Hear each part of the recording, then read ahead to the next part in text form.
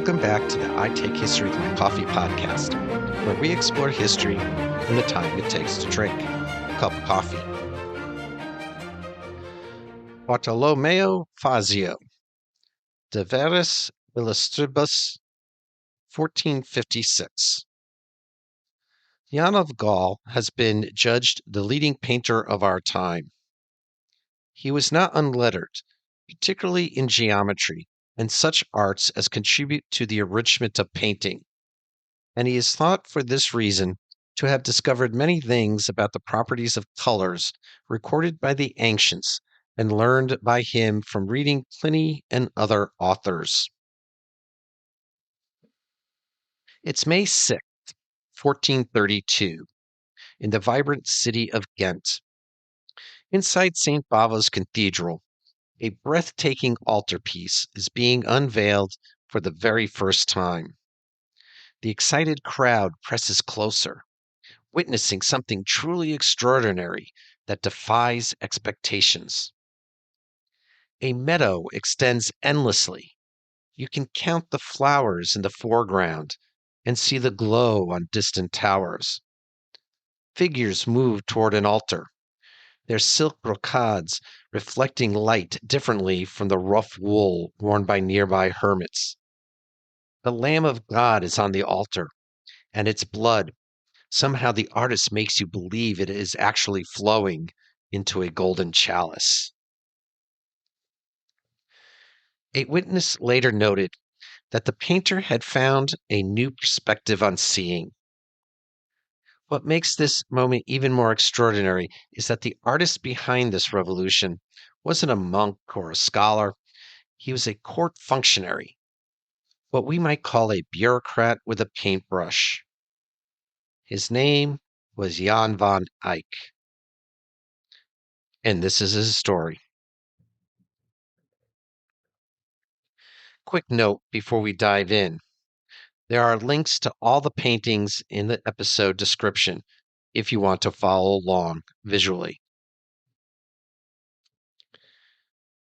To understand Jan van Eyck, we need to understand the world that shaped him, the glittering, ambitious, profoundly strange Burgundian court.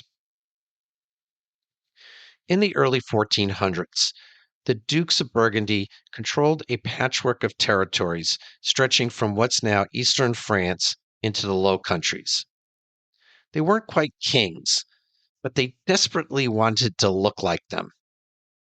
Philip the Good, the Duke who would become von Eyck's patron, threw himself into this project with obsessive energy. When Philip's son Charles the Bold married Margaret of York in 1468, they celebrated their wedding with a grand 10-day festival that cost the equivalent of 52,000 skilled craftsmen's daily wages. Over 150 artists were brought in to craft stunning temporary displays, tableaux vivants portraying biblical scenes, a banquet hall assembled in Brussels and then shipped to Bruges, and fountains flowing with wine. The entire city seemed to transform into a vibrant stage, showcasing Burgundian splendor in every corner. However, nearly none of that magnificence remains today. The tapestries were cut apart and reused. The valuable metalwork was melted down, and the temporary displays were dismantled and destroyed. The Burgundian dukes' most prized possessions, portable luxury items that showcased their wealth and authority, have been almost entirely lost over time. Little is known about Jan van Eyck's early life. He was probably born around 1390 in Maaseik in the Prince-Bishopric of Liège. He had at least two brothers who were also painters, Hubert, who likely trained him, and Lambert. He received an unusually good education for an artist, including knowledge of Latin and even the Greek and Hebrew alphabets. Yet the details of his youth remain largely mysterious. What we know with certainty begins around 1422, when he appears in the court records as an established painter with his own workshop. He was serving John of Bavaria, the ruler of Holland, and working on decorations for the Binnenhof Palace in The Hague. Then, around 1425, after John's death, van Eyck was appointed court painter to Philip the Good. His title was valet de chambre, valet of the chamber, a rank he shared with grocers and other servants. He wasn't ranked particularly high among court servants. Yet Philip treated van Eyck with unusual respect. In 1435, when the Duke's accountants delayed paying van Eyck's pension, Philip wrote an angry letter. The artist's departure, quote, would cause us great displeasure, for we would retain him for certain great works. We would not find his like more to our taste, end quote. Van Eyck was sent on mysterious secret diplomatic missions, one likely a pilgrimage to the Holy Land between 1426 and 1429, and a confirmed journey to Portugal in 1428 to negotiate Philip's marriage to Isabella of Portugal. For this mission, van Eyck was tasked with painting the princess so the Duke could visualize his potential bride, a kind of Renaissance Tinder profile. These diplomatic responsibilities show that van Eyck operated within circles of influence and global intrigue. He wasn't simply observing the world. He was dispatched to monitor, document, and depict particular individuals and locations for strategic reasons. Van Eyck also served another class of patron, the rising tide of bureaucrats and functionaries who kept the Burgundian state running. These were lawyers, financial advisors, and chancellors, well-educated middle-class men who had grown rich administering the Duke's territories. Men like Nicholas Roland, Philip's chancellor, who had amassed so much wealth that he could commission van Eyck to paint him in direct, intimate contact with the Virgin Mary herself, an audacious claim to spiritual status. Or wealthy Italian merchants in Bruges, such as the Arnolfini family, who used art to establish their legitimacy in Burgundian courtly circles. These patrons sought more than just religious devotion from their paintings. They desired a form of material immortality. Their goal was to obtain proof of their existence and significance, depicted with such vivid realism that future generations would be compelled to recognize them. And van Eyck gave them something they didn't even know they wanted, a new way to experience reality itself. To see how van Eyck achieved this, we need to return to that moment in May 1432, the unveiling in Ghent's St. Bavo's Cathedral that opened this episode. The Ghent Altarpiece begins with a mystery that scholars still haven't fully solved.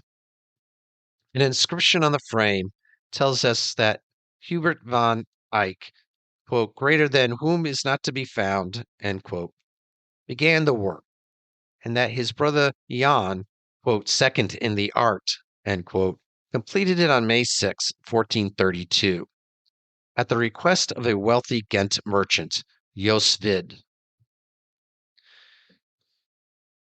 Hubert died in 1426, leaving Jan with at most 2 years of concentrated work to complete it, since he spent 1426 through 1429 on those diplomatic missions. How much did each brother contribute? Well, we'll never know for sure. What we do know is what confronted viewers in 1432 when those panels swung open. Imagine standing before this massive altarpiece. When closed, it depicts the Annunciation. But Van Eyck doesn't place Mary and Gabriel in heaven. They're in a real Flemish tower room with wood ceiling beams and light streaming through the windows. You can practically see dust motes in the air. Now the panels swing open and the scale shifts entirely. In the upper tier, the figure sits enthroned, wearing the papal tiara.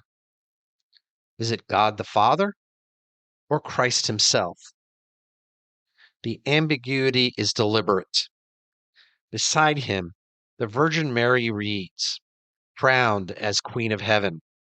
On the other side, John the Baptist gestures toward the scene below. Between them, angels sing, their mouths open at different angles, suggesting you're hearing polyphonic music. On the outer edges, something unprecedented. Life-size, anatomically accurate figures of Adam and Eve. Not idealized. Adam's toes grip the painted floor, and Eve shows the body of a woman who has given birth. This would have been shocking. But the lower register holds the revolutionary vision. Picture a meadow stretching to the horizon. In the foreground, an altar draped in crimson cloth. On it, a lamb whose white wool catches the light differently from the fabric beneath. From the lamb's breast, blood flows, appears to flow, into a golden chalice. Groups advance from all directions. Church dignitaries in rich robes, hermits in rough wool. The contrast between materials, silk brocade and coarse fabric, is so precise you could identify the weave. In the far distance, tiny figures emerge from forests, all moving towards this single point. And in the front, a fountain with a Latin inscription, calling it the Fountain of Water of Life. The water seems to spill over the panel's edge, as if it might splash onto the real altar below. What was truly astonishing was the extraordinary level of detail and the manipulation of light, which had never been seen before. Van Eyck had mastered oil painting in a way no previous artist had. By building up thin, translucent glazes, he can make light seem to penetrate surfaces rather than merely bounce off them. Gems don't just shine, they glow from within. Fabric doesn't just fold, it reveals the weight and texture of different materials. In the meadow of the Adoration of the Lamb, you can distinguish individual plant species: daisies, irises, lilies, columbines, each rendered with botanical accuracy that resembles a scientific illustration. However, this detail wasn't merely for display. The plants held symbolic significance. Lilies represented purity, irises symbolized Mary's sorrow, and strawberries denoted the fruits of paradise. The space recedes convincingly into depth, something that shouldn't work given the multiple eye levels and perspective systems Van Eyck employed. Somehow, your eye accepts it all as a coherent space. The Ghent Altarpiece was theology made visible, but it was also something else: proof that painting could rival reality itself, not by copying what's seen, but by creating a reality so convincing, so detailed, so rich in light, texture, and space that it demanded to be experienced as true. One contemporary scholar suggested that Van Eyck must have invented oil painting. How else could these effects be possible? This legend persisted for 3 centuries before being debunked, but it captures something real. What Van Eyck achieved felt like magic. This was more than just art. It was a revolutionary way of perceiving the world.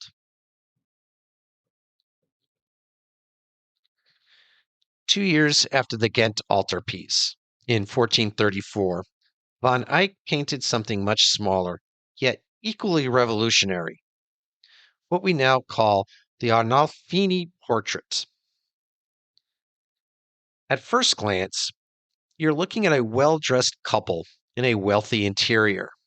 Him in expensive purple and black, her in green with elaborate trim, a small dog at their feet. But the longer you look, the stranger it seems. Look at the back wall.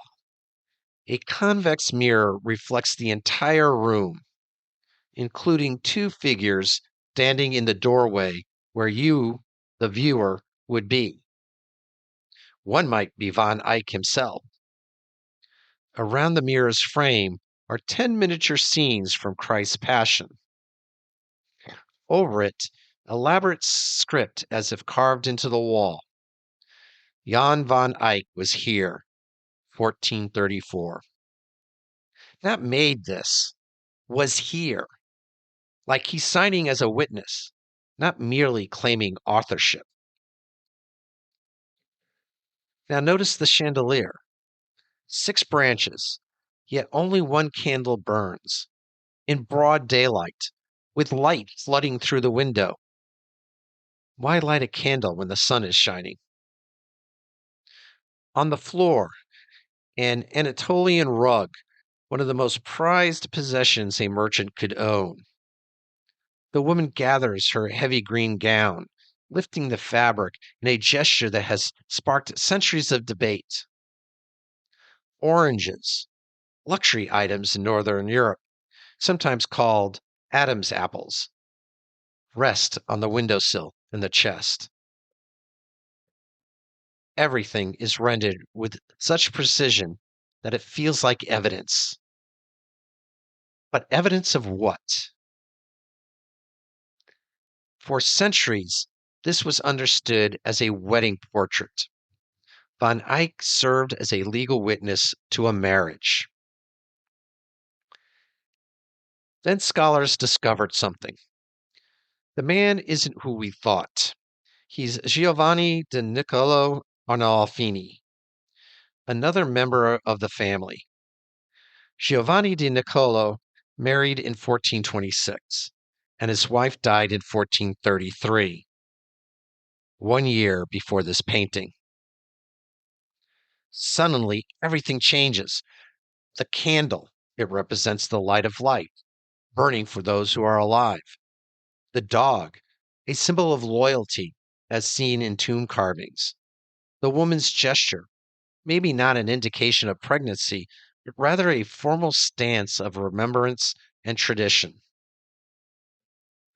This might be a memorial, painted for the first anniversary of his wife's death. What is truly remarkable is that we'll never know for sure. Van Eyck produced an image so detailed and carefully crafted that it appears to capture reality. However, it remains ambiguous in its meaning. This was new. Earlier religious paintings told you what to think through established symbolic vocabularies. Van Eyck's painting presents a domestic interior rendered with such specificity that it feels like a historical document, yet it withholds its ultimate meaning. The precision itself becomes a puzzle. Why that particular dog? Why those specific gestures? Why sign it that way? Each detail is rendered with such care that it must mean something. Van Eyck had discovered that hyperrealism could create mystery rather than resolve it. The more precisely you describe the material world, the more questions arise. This would become a defining feature of Netherlandish painting. The sense that ordinary objects in ordinary rooms carry hidden significance, if only you could decode them. But Van Eyck also worked in a completely different register. A year before the Arnolfini portrait, on October 21st, 1433, he painted a man wearing a red turban.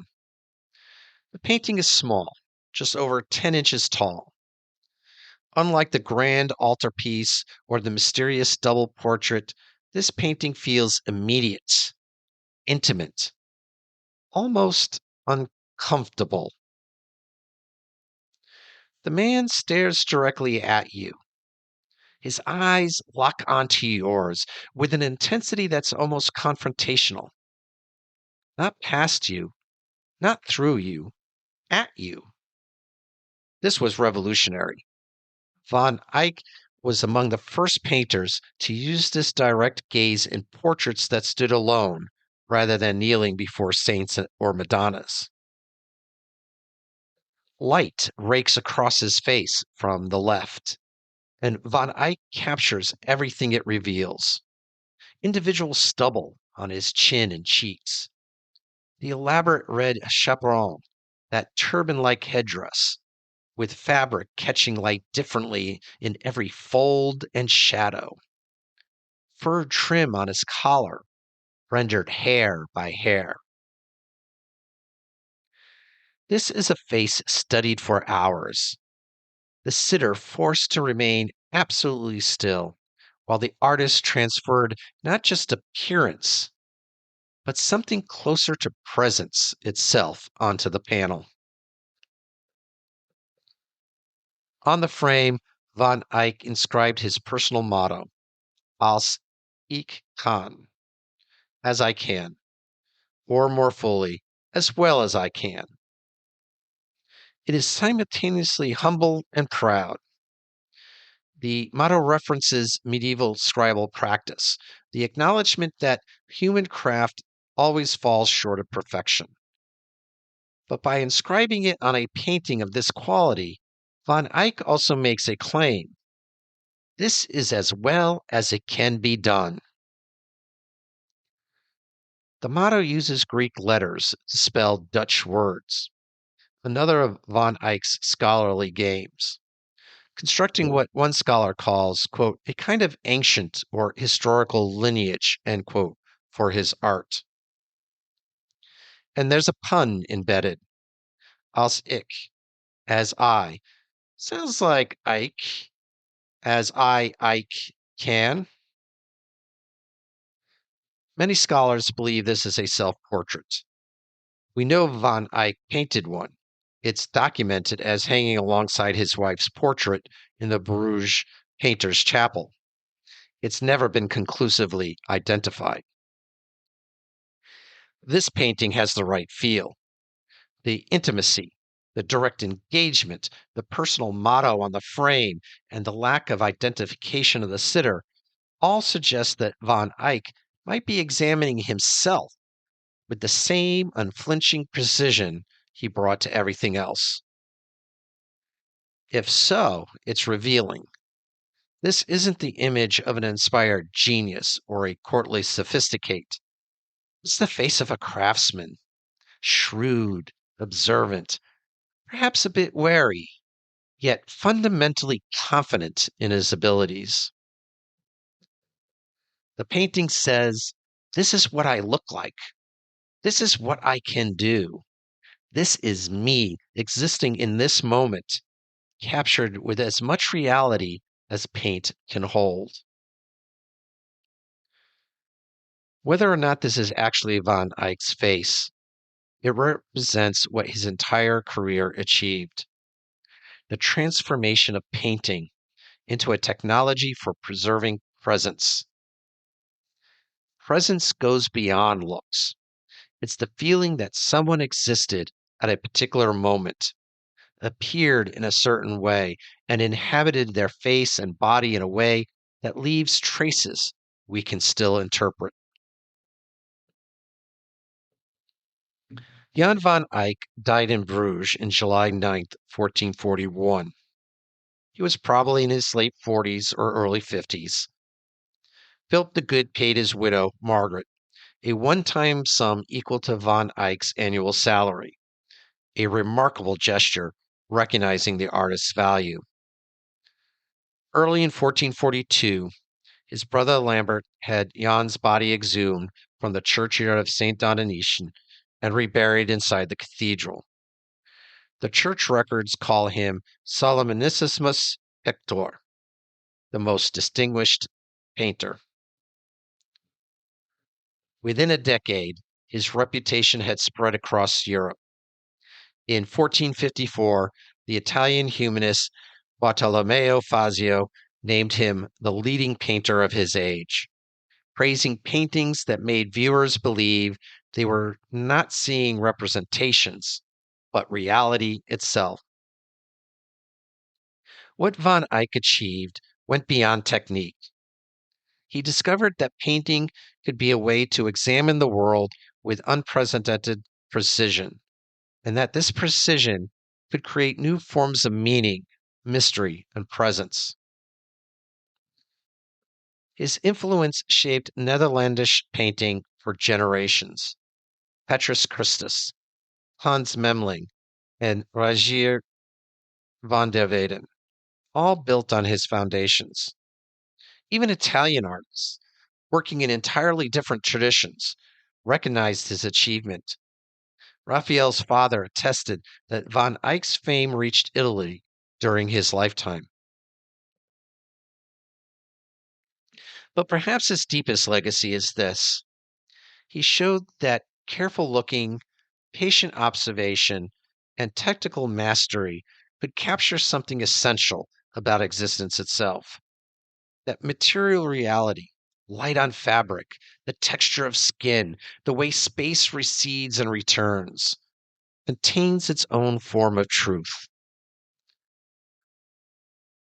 When you stand before a Van Eyck painting today, you're not just seeing what a 15th century merchant or Madonna looked like. You're experiencing what it means to be truly seen by someone who looked at the world with uncommon precision and care. Jan van Eyck was here. Through these paintings, in a sense, he still is. Burgundy in the 15th century was not only a center of art, but also a leading center of music. In our next episode, we'll explore the Burgundian school of music and one of the great composers to emerge from it, Guillaume Dufay. As always, maps and other supporting resources for all episodes are listed in the episode description. In the meantime, for more historical content, please visit the I Take History of My Coffee blog at itakehistory.com. Become a free or paid subscriber on Substack and get related historical content delivered to your inbox. We're on Facebook, Instagram, and Threads. Feedback and comments are welcome at itakehistory@gmail.com, or you can leave a review on Apple Podcasts or on Spotify. You can also help support this podcast by buying me a coffee at buymeacoffee.com/itakehistory. If you know anyone else who would enjoy this podcast, please let them know.